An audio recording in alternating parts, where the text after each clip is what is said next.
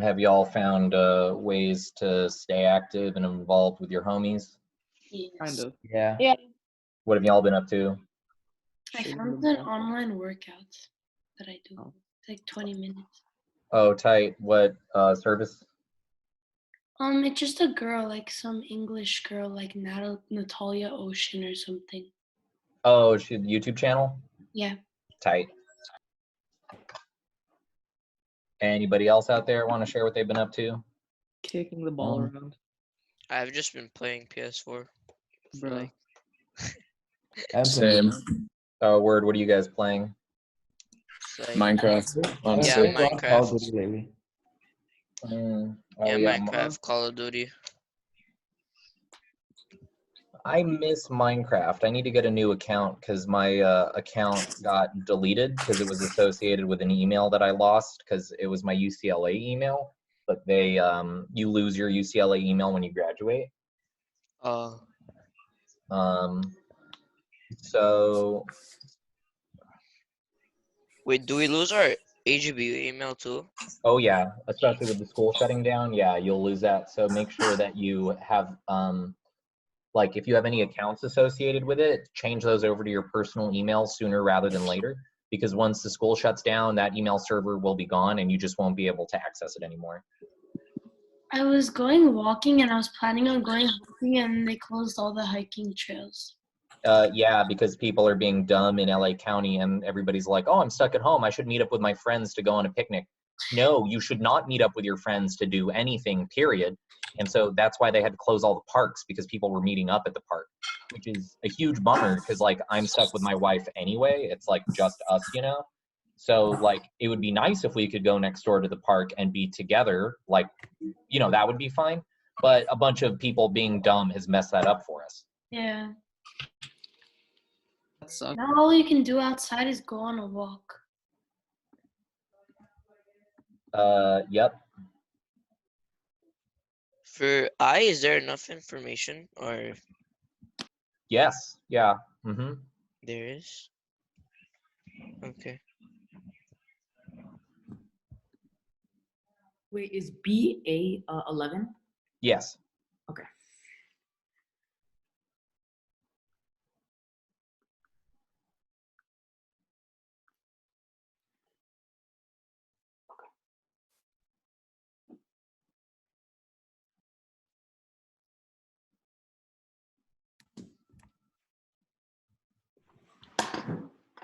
Is PQ 4.1 or 4.4? 4.4. Okay. Okay. So item number 1, ABC is similar to triangle PQR, and I'm asking y'all to find the length of BN. And then item number 2, of 22 plants in my garden, 12 of them are beans. What is the proportion of beans to other plants? Real quick warm up, and then we'll get into today's lecture, which is the last lecture of the entire chapter. So let me just talk a little bit about what we're doing, where we're headed in the coming weeks. Today we have the last lecture, which means tomorrow is workshop for the homework out of this last lecture. And then next week on Wednesday, we have our chapter test, just because I want the chapter test for this section done and out of the way before we head off to spring break for a week and a half and forget everything that we learned. And then when we come back from spring break, we'll be starting fresh and hot with the most important chapter of the entire book. We'll be starting with chapter 8, which is all about trigonometry. So are you still running or something? Yeah, I still run, yeah,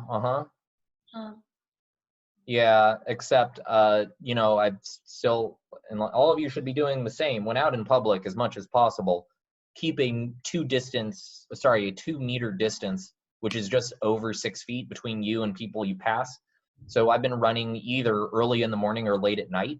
And if there are other people out running, which I'm sad to say there has been a lot of that lately because, you know, people are sick of being cooped up inside, so people go walking. But those people outside are not themselves enforcing that like minimum distance to be kept between people. So I find myself a lot like crossing the street or whatever just to avoid groups of people who aren't moving aside.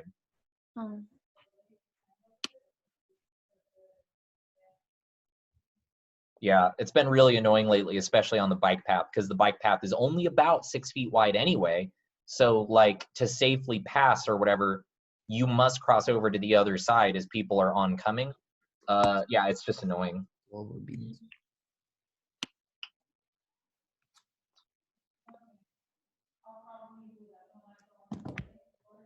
Wait, Mr. Robinson. Yes. Wait, it's true. This is the fifth, like, out of because Corona is like a family of viruses. This is the fifth outbreak, right? Or something like that. What? No, like I heard that Corona, it's not like one virus. Corona is a family of viruses. Corona is a family of viruses, the same way how every cat is a feline, but not every feline is a house cat. So the current virus that's ripping and tearing its way through the world, scientists more precisely refer to it as COVID novel 19, which is to say that the word novel just means that it's a new disease on the scene in terms of epidemiology. COVID is an acronym which describes its placement within the larger family of coronaviruses. And then 19 just refers to the fact that the pandemic actually started in 2019. Mm-hmm. There was a person in China who he died from hantavirus. Is it possible that that becomes an outbreak too, or no?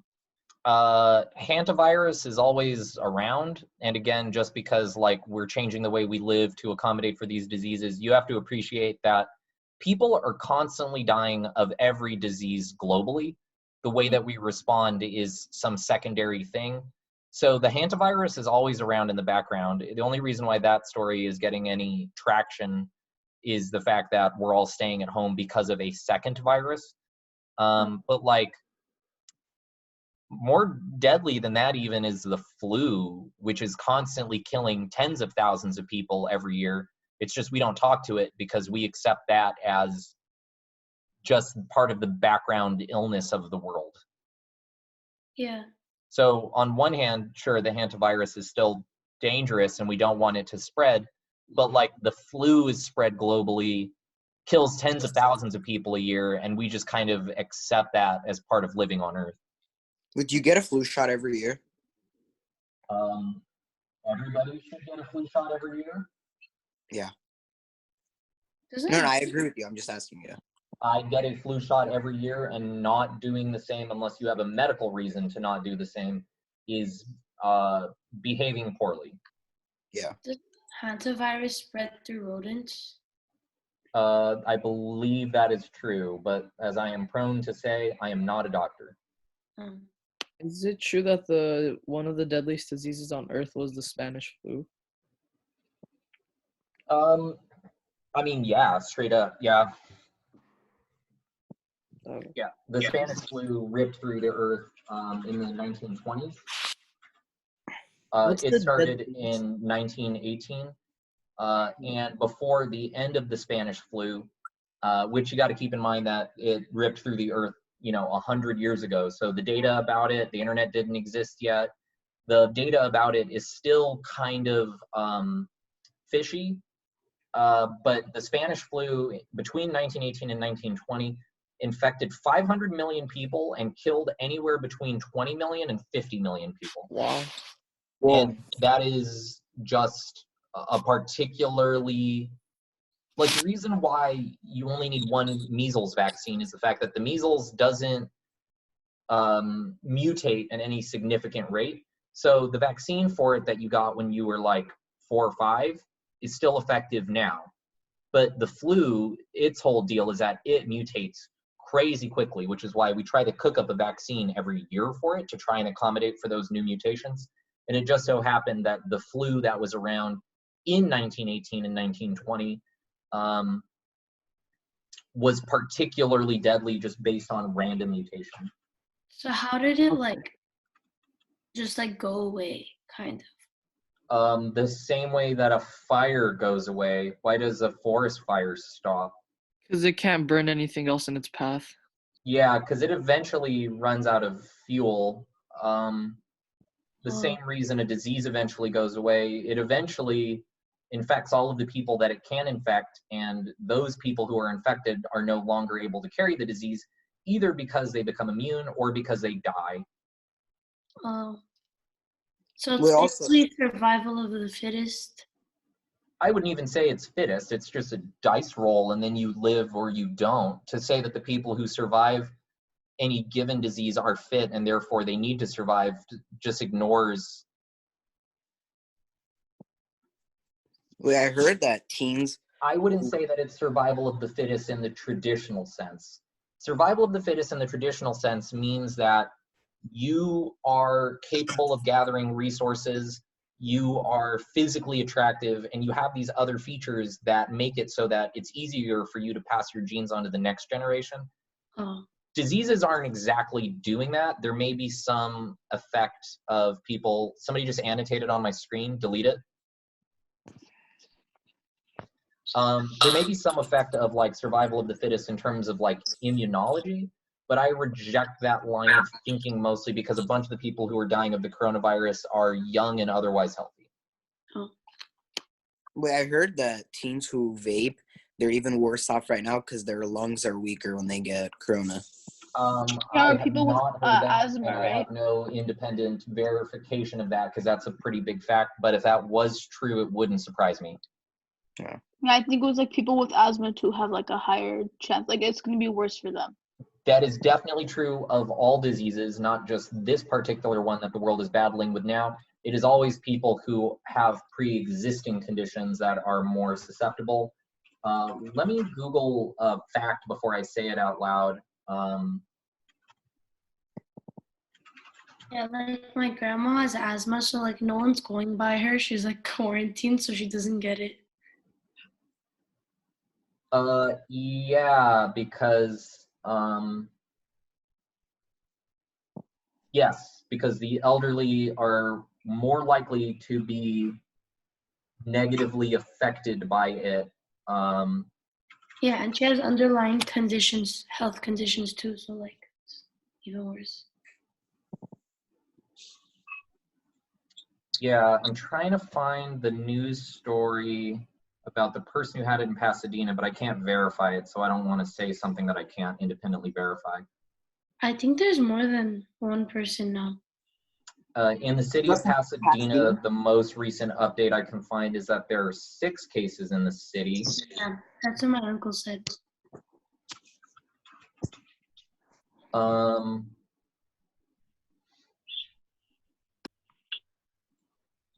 And yeah, I think the body count in LA County as of March 12th, which is pretty old, is already about 30 by then, so it must be higher by now. But again, an exact number is hard to find just because of how quickly updates are coming in. I think they said on the news that New Orleans has the highest growing rate of corona cases.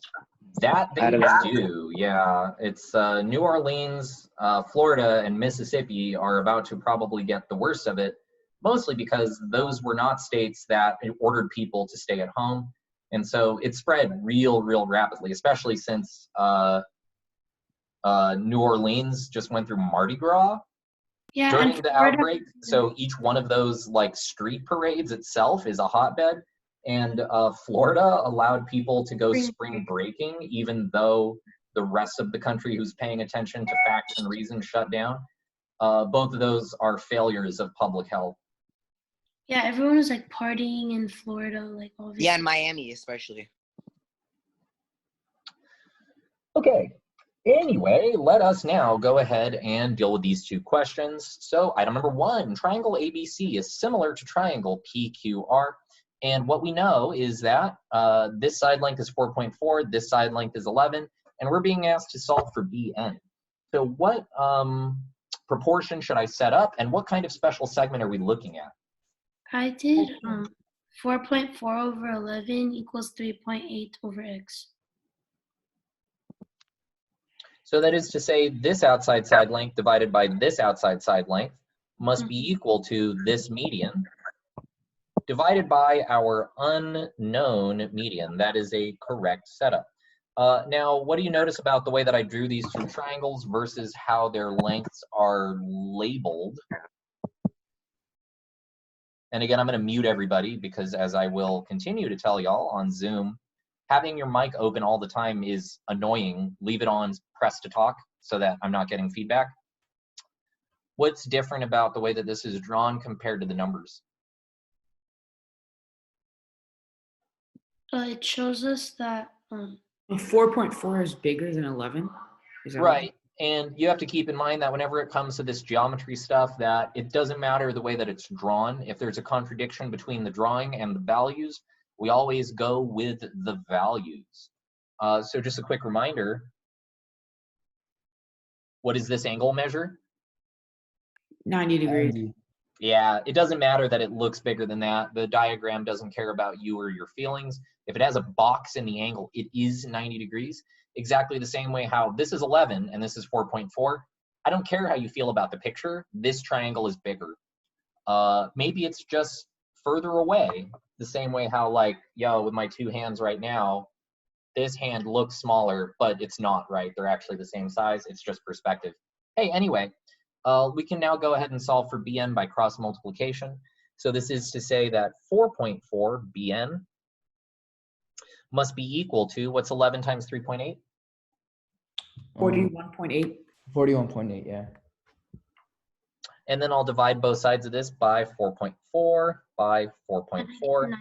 9.5. 9.9. And so Bn is going to be equal to 9.5. And in this case, a decimal in our answer is fine. Why? Because Because, the it diagram divides gave us Because the decimal. other units are also in decimal. divides evenly. Also, It started with the decimal. It's one solid the other value. There is no numbers- continuous value. I think I heard the right answer out there amidst the chaos. It's okay to give a decimal in this case because the problem was asked with decimals in it. That's the only Yeah. case where it's typically okay to give a decimal as your answer. And then item number 2, and this is just kind of a response to one of the questions that was on the quiz. Of 22 plants that I have in my garden, 12 of them are beans. What is the proportion of beans to other plants? What's my answer? 6 to 11. 6, yeah, 12 to 22. 6 to 5. 6 to 5, yeah. 6 to 5 because it's other plants. You have 22 plants in total. You have to subtract by 12 then. You got to subtract 12, which is the key here. So if the question is, what is the proportion of beans to plants? Then 12 to that would 10. be 12 to 22, and we would simplify it accordingly. But since I'm talking about beans to other plants, if 12 of these plants are beans, and I have 22 in my garden total, that means only 10 of my plants are not beans, which is to say other plants. So it's 12 to 10. You got to subtract from the total, and then simplify it down, should you be 6 to so 5. inclined. And so this ratio is actually 6 to 5. Are there any questions there?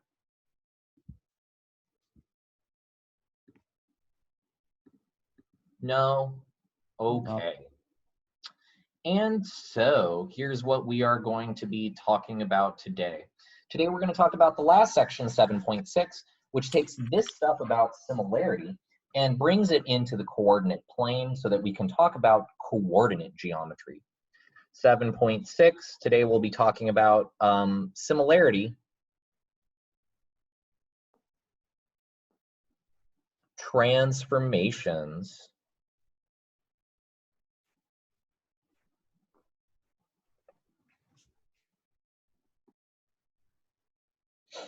Okay. And so today we'll be talking about similarity transformations that we can do on the coordinate plane, which is to say ways that we could change the size of a shape to produce similar figures by using the coordinates of the figures themselves. And so first, let me go ahead and talk a little bit in general about what you want to take away from this section, and then we'll get to a few numeric examples that look like what your homework's going to look like. So when it comes to values on the coordinate plane, there are a few different transformations that we can do to them. We have translation. And what does it mean to translate something mathematically?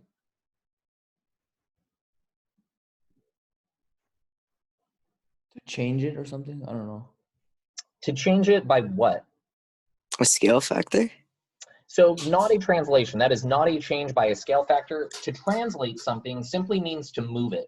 So if I have my pen sitting at position 1 and I translate it 2 units, we would translate it from position 1, 2 units, over here to position 3. So a translation is the movement of an object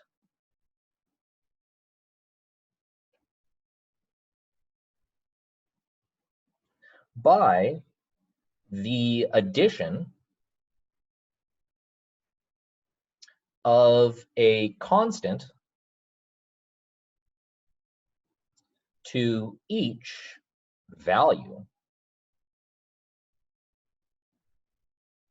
So if I had some triangle on the coordinate plane, so here's my coordinate plane, there's my y-axis, there's my x-axis, and I have a triangle here made of 3 points, point 1, a point 2, and a point 3, then each one of those points that forms my triangle would have to be some x1, y1, some x2, y2, some x3, y3, right? Now let's say that I want to translate this triangle over to some other part of my coordinate plane. And to do that, I want to move it right some number of units. Let's say I want to move the whole unit right some amount of steps A, and I also want to move it up some amount of steps B. Well, in order to do this translation, transformation, I would have to go through each one of these coordinates, and I would have to add A to all of the X values. If we're moving left and right in the X, I have to move I have to add A to all of my X values. So this will give me my new coordinate set, X1 plus A. And then how do you think I move it up?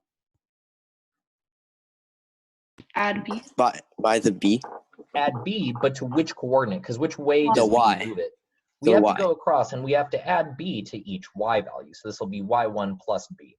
And the exact same transformations would have to apply here and here. So this is to say that that would give me back an X2 plus A, comma Y2 plus B, as well as an X3 plus A and a Y3 plus B. But assuming that every single one of these movements is the same, that A is the same for each of these coordinates and B is the same for each of the Y coordinates, all that this is going to do is it's going to take my triangle and it's going to move it over the desired amount, but it should change none of the physical features of the triangle itself. So when you're in Photoshop or Microsoft Paint or whatever, and you grab an object and you move it, all that the computer is doing mathematically is it is taking every single one of the ordered pairs that represents it, and it is moving it. It is adding the same number to each X coordinate, and it's adding the same number to each Y coordinate in order to determine the final position of that figure. The same is true when you walk around in video games. All that the computer is doing to make that video game happen is if you move forward through the space, it's adding the same amount to the X value of your character's model. Is this first part okay? Yeah. Okay. And here is the point. Does this produce a similar figure? Aren't they just congruent figures because you're just moving it? Very good. And that is kind of the point of this. This is not going to produce a similar figure. The triangle that is produced is going to be congruent to what it was before. So this is not a similarity transformation, not similar.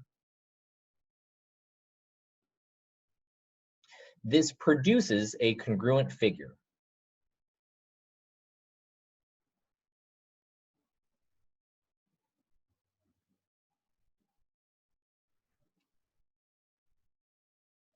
Is this first part okay? Yep. Yeah. Okay. Okay, part number 2, rotation.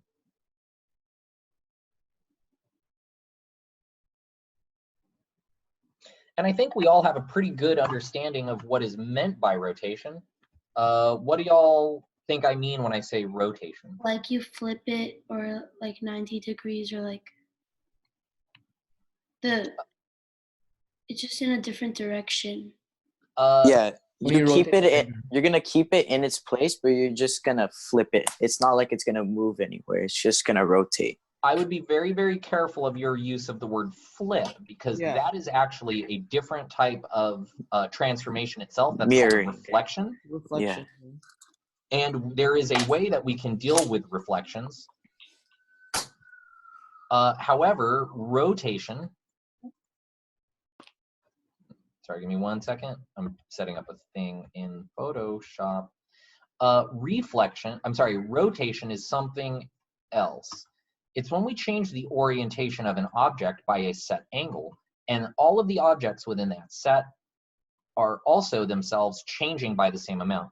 So here is paint.net, which if you don't know is a free Photoshop type piece of software that's really good. Don't go to the website paint.net because they don't own this domain. You actually have to go to Google and type in the phrase paint.net, go figure, and it'll be one of the top links.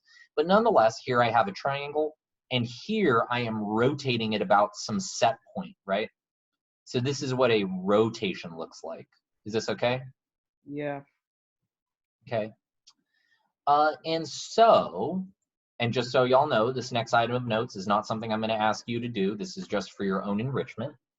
Rotation is the turning of each element in an object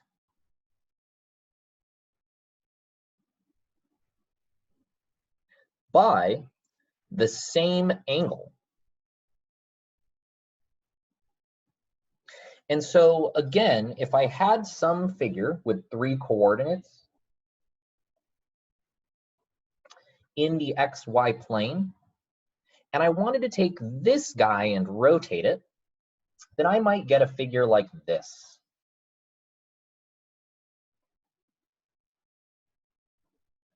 Where the amount that it seems like I turn this by is just a little bit less than 90. So let's say, for example, I'm rotating this here by 80 degrees. Well, and like I said, big disclaimer, the thing I'm about to write down is not something I'm asking you to do in this class. This is for your own enrichment, just so that you know that this is possible. You can calculate what these coordinates will become to get these coordinates over here on the right-hand side. So again, let's just say that these are the corners 1 and 2 and 3. And so each one of these is represented by the ordered pairs x1, y1, x2, y2, x3, y3. Y'all are going to learn next year that there is a mathematical object called a matrix. And so instead of writing out the points as being ordered pairs, I can write them in the following way: x1, y1, x2, y2, x3, y3. And there are specific manipulations that I can do with a matrix that will produce another matrix.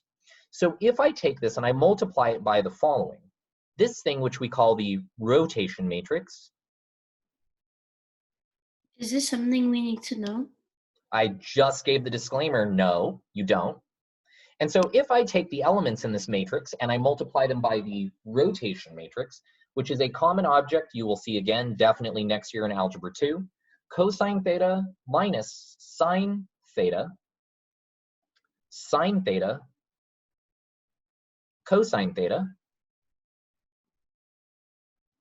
And for this theta, you would plug in your angle. So here you would feed in 80 degrees. Then this will produce a new matrix with 3 elements in it. Those 3 elements being your rotated triangle. Mr. Robinson, would it be possible to find the coordinates of the triangle by using a unit circle?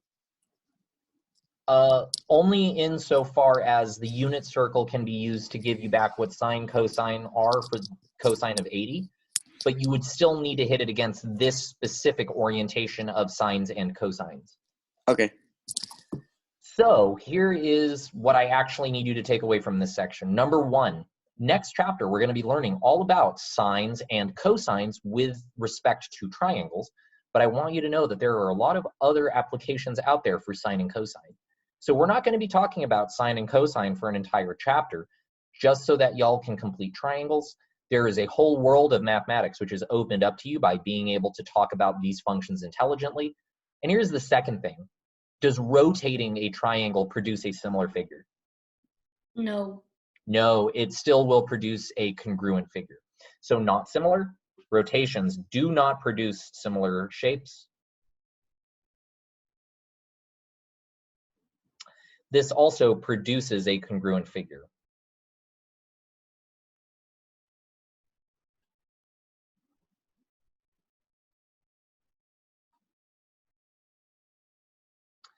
And so let us now go ahead and figure out, well, what kind of transformation on the XY coordinate axis will actually produce for us a similar figure?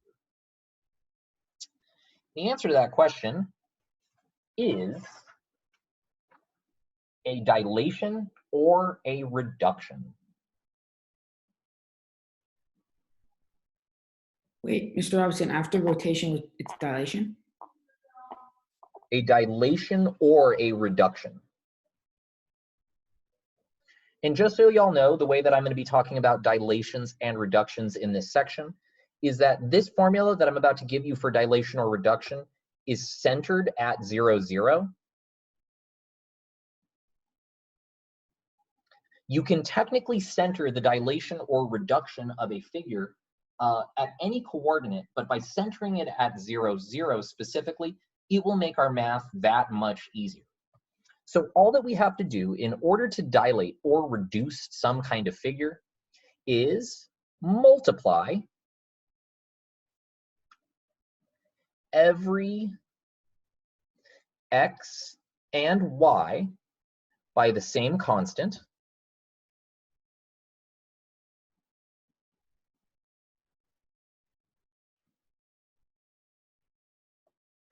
and the only difference between dilations and reductions is dilations are going to take our figures and it's going to make them bigger,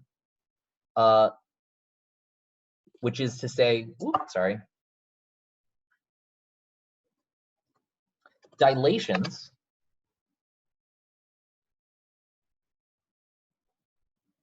use c's which are greater than 1. So that is to say that to make a figure bigger, you're going to take every single one of the numbers within it and you are going to blow them up by using a c greater than 1, right? And for a reduction, we are going to take and we are going to make all of the numbers smaller by multiplying them by a fraction. And here's a really elegant way that you can say that c is a fraction. We say that for it to be a reduction, c must be less than 1, but greater than 0. Are there any questions here with what I'm talking about?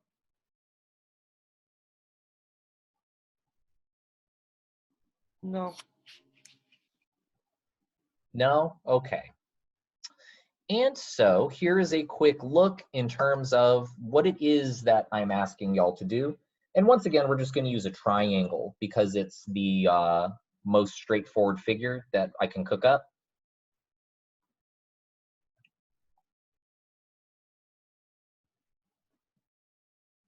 Let's say that I have a triangle which has 3 corners, 1, 2, 3. So here's my original triangle, corner 1, corner 2, corner 3. And now I would like to dilate it by c. So I'm going to take every single one of these coordinates, x1, y1, x2, y2, and x3, y3. And I'm going to hit every single one of the coordinates with c. So this is going to give us back cx1, cx1. What mistake did I make?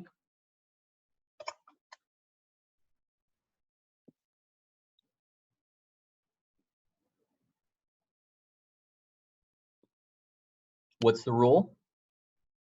We're going from x1, y1 to cx1, comma. It has to be the same constant. So It's got to be the same constant. So it also has to be C1. y2. Yep. And then this next coordinate will become cx2. Isn't it CY1? That's CY1. cy2. Yep.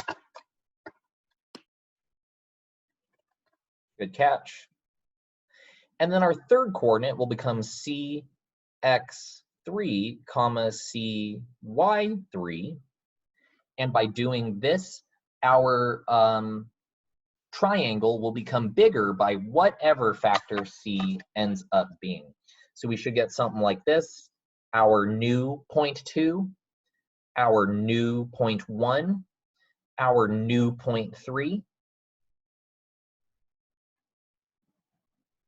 And that new triangle will be similar to our old triangle by a factor of 3. So let me go ahead and show you what I mean by this again in paint.net. So what's happening when you change the size of an object is that it is taking, it's taking every single coordinate and it is multiplying those coordinates all by the same number. Now be very careful because everybody's looking at my paint.net screen, right? Yeah.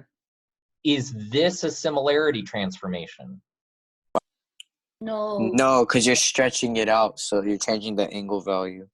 Yeah, and this is a thing that a bunch of y'all do in your projects when you're trying to put together a PowerPoint or whatever, and I look at like the picture of a person and their face is all scrunched because, you know, they were enlarged the wrong way.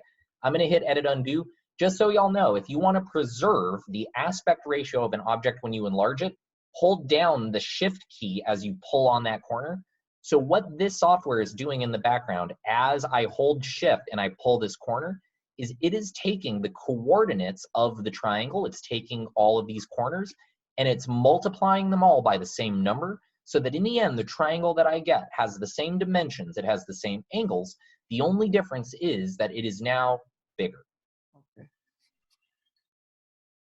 Is this okay? Yeah. So if Okay. you're gonna try to dilate the triangle, you'd have to multiply it by the same constant. Yes, whatever your dilation constant is. And what we're about to show is that that dilation constant is the same thing as our scale factor. The two are identical. Okay. Is that okay? Yeah. Okay. So let's go ahead and put numbers to the example that I just did. And then you guys will actually get a look at what kind of math I'm asking you to do in this section. Because so far, this has all just been like concepts, right? So for example, let's go ahead and say that I have a triangle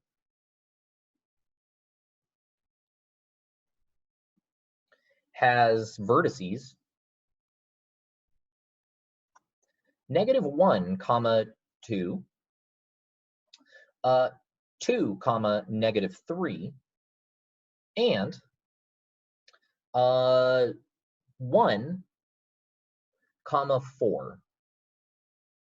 And what I would like y'all to do, or actually the thing that we're about to do together, is I would like you to dilate this triangle by a factor of 3. And we are going to sketch it, and we are going to prove that it is still congruent. Or sorry, prove that the triangles are similar.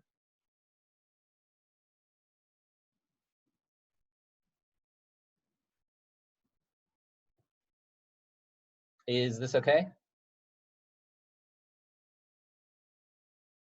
Yeah. So Robinson, where did you Yep. get C for the thing above it?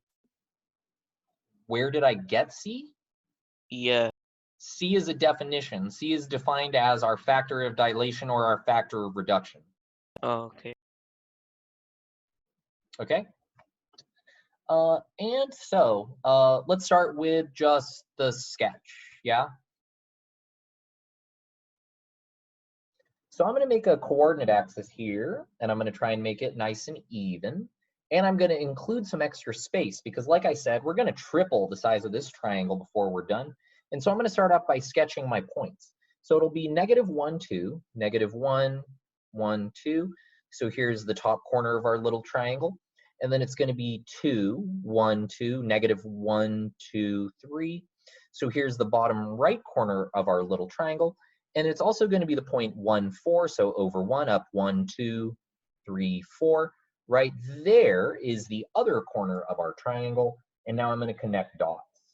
So here is our little triangle that we're starting with before its dilation.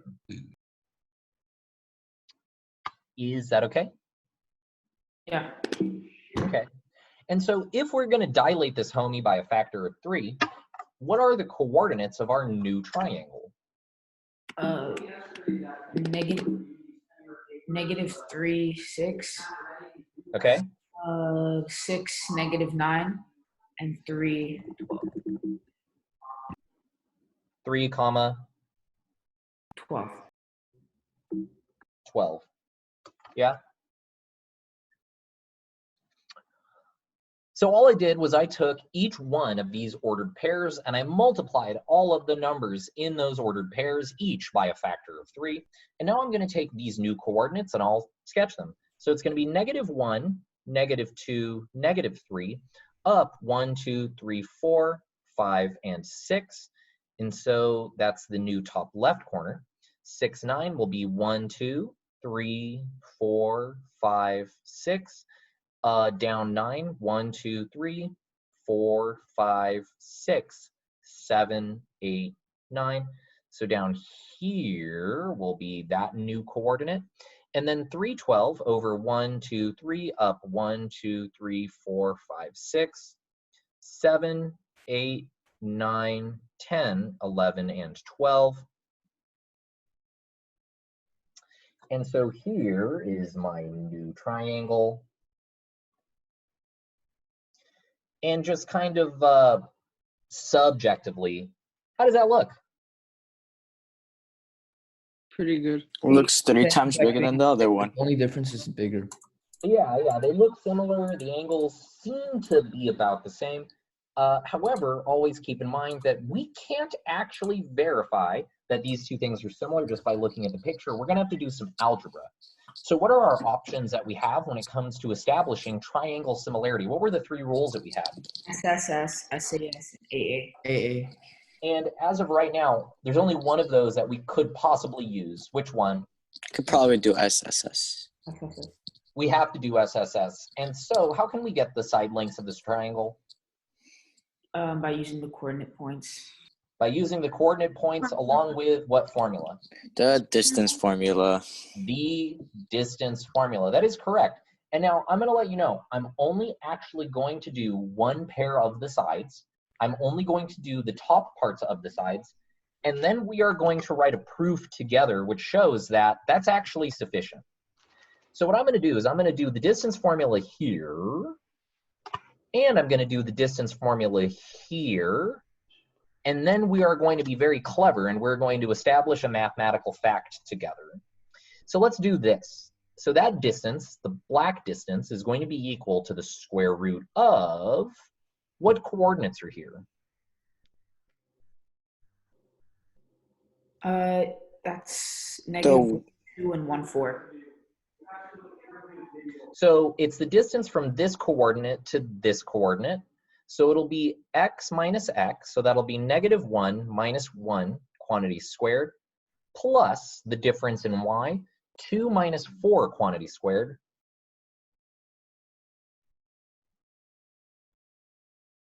Yeah? Yeah.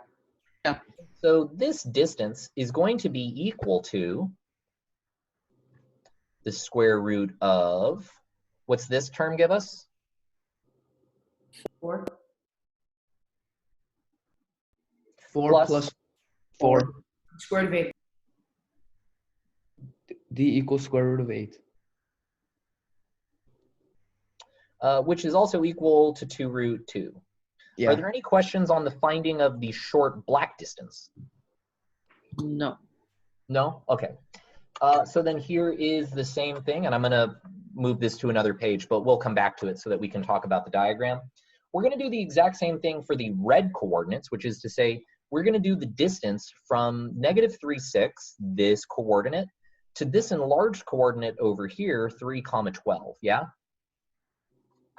And so for that red distance, for that top short length, the distance is going to be equal to the square root of 3 minus -3 squared plus 12 minus 6 quantity squared. And so what do we get here? What does this simplify down to? 36. 36 plus 36. 36 plus 36. So this is 6 squared, so that's going to be 36. Plus 12 minus 6 is 6 squared is 36. And so this is equal to the square root of 72. 72. And now let's go ahead and play the simplification game so that we can break these down. So we know that 72 is 2 times 36, because that's what we just saw up above, right? And what is the square root of 36? 6. I can pull that out. And so root 72 is actually 6 root 2. Yeah, 6. So now let's go ahead and take a comparison of our two lengths that we just calculated. 6 root 2 versus, what was that other length? Root 8. Root 8, or like 2 root 2. 2 root 2. Hey, what's the ratio of these? 3. By 3. By 3. No factors. No factors. It's prevalent here. The scale factor of those lengths is 3. And if you went around and you did this exact same thing for all of the side lengths, you would be able to show that all of them produce the exact same scale factor. This is to say that the factor of dilation, whatever number you multiply all those coordinates by, but the factor of dilation is the scale factor. And this is not just a mathematical coincidence. We can actually prove this beyond the shadow of a doubt. And so let me offer y'all a brief algebraic proof that does this. So check this out.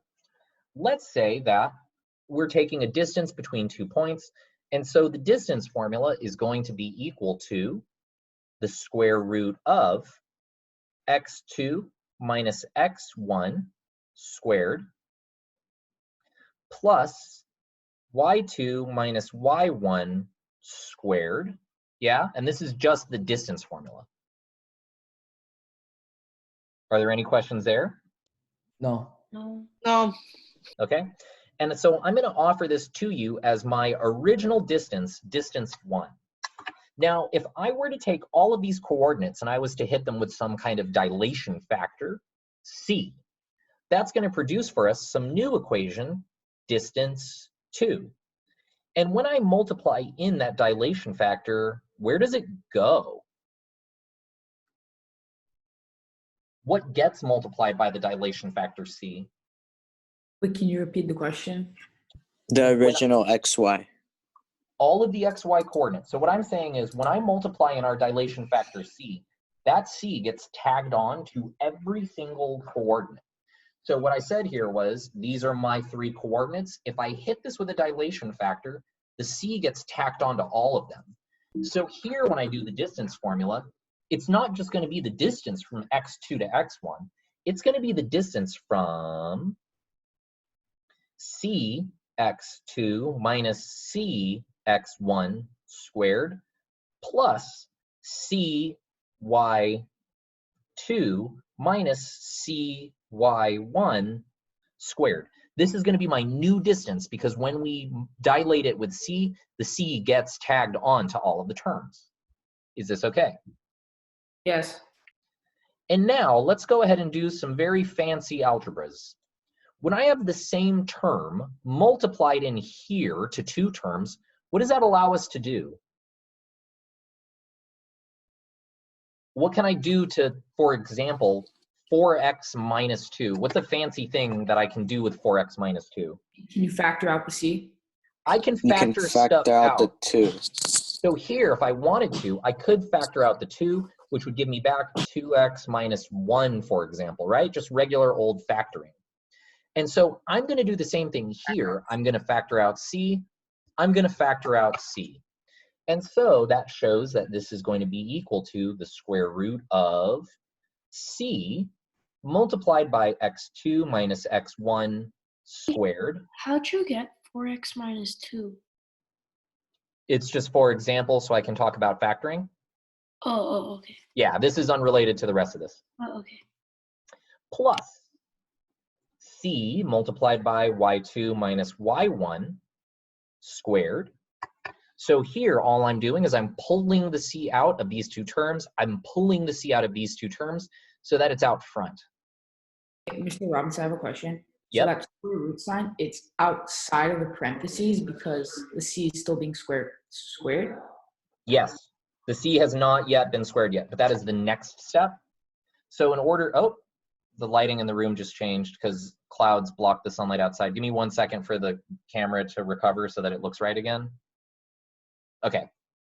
And so now we would have to apply in this square. So this square squares this square squares that, but it also squares the c squares.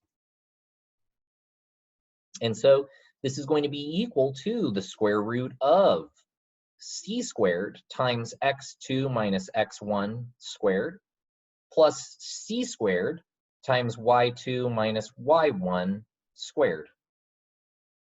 Is this okay? Yeah. Good. All I did was I factored those things. I'm sorry, all I did was I applied the square appropriately on the inside. Now I can factor the c squared out of both of these terms. So this is going to be equal to the square root of c squared multiplied by the contents, x2 minus x1 squared plus y2 minus y1 squared, all in its own set of parentheses so that we know that the c squared applies to both. And hey, check this out. The c squared is now alone up front. So what can I do with c squared? You could just cross it out because it's being it's like square rooted. I can't cross out the whole thing, but what part of it can I cross out?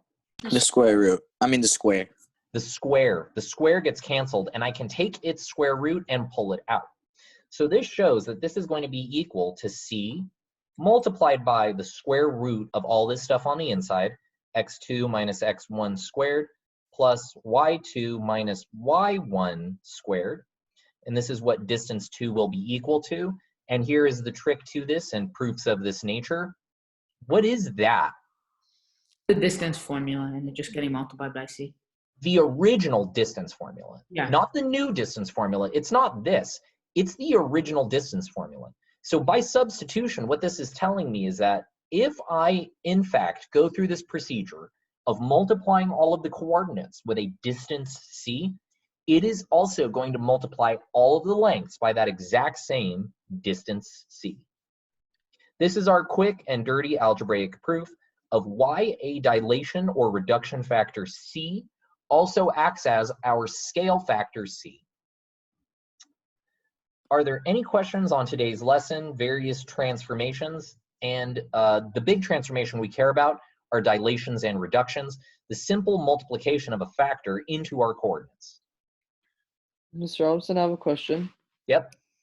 So if you're gonna prove that the dilated triangle is similar to the original triangle, you would have to do the distance formula of only one length? To prove it, you would have to do the distance formula of all 6 lengths and show that all 6 of them give back the same ratios when you do the correct 3 ratios. But I just wanted to prove here for you why it will work every time. Okay. But to actually prove it, yeah, you got to sit down and you got to crunch through 6 distance formulas. And would it ever ask us to prove it? Algebraically, like this? Yeah. No, this is for your own information. This is just me trying to show you that no matter what, it will work out. Okay. Okay? Yeah. Are there any other questions out there? Nope. Okay. I'll post the homework right now, and then I'll see you all tomorrow for workshop. Like I said, this is the last section of the chapter. So once we get that done and out of the way, we'll be done with the chapter itself. See y'all tomorrow. Bye, Mr. Robinson. You. Peace. See you.